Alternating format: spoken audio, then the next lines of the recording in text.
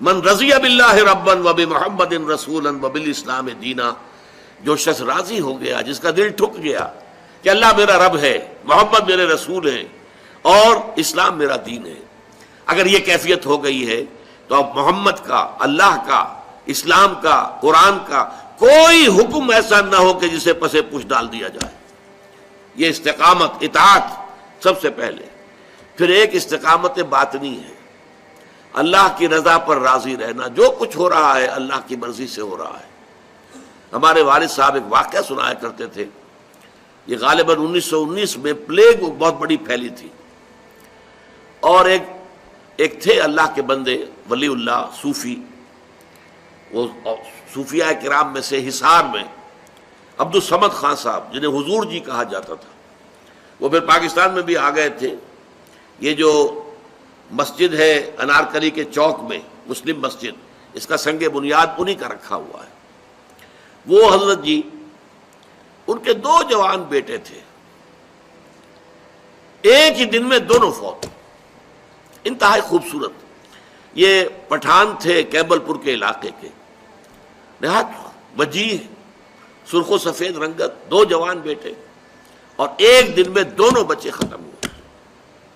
ہمارے والد صاحب بتاتے تھے کہ میں چشمدید گواہ ہوں کہ جب لوگ گئے ہیں، میں بھی گیا ہوں، میں نے دیکھا کہ حضرت جی عبد الصمد خان صاحب رحمت اللہ علیہ، ان کے چہرے پر ملال کا کوئی اثر نہیں تھا، اسی طرح دمکتا ہوا چہرہ، اسی طرح خوش و خرم۔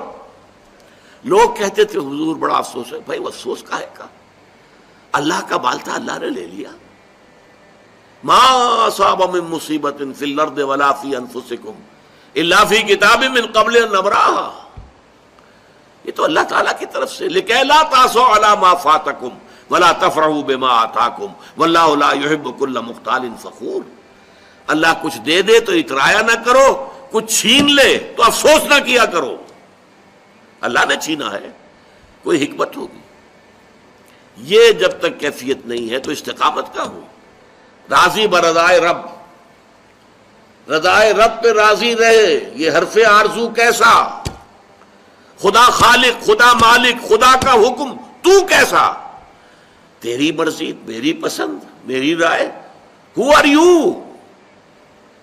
رضائے رب پہ راضی رہے، جو رضائے رب ہے اس پر راضی رہو۔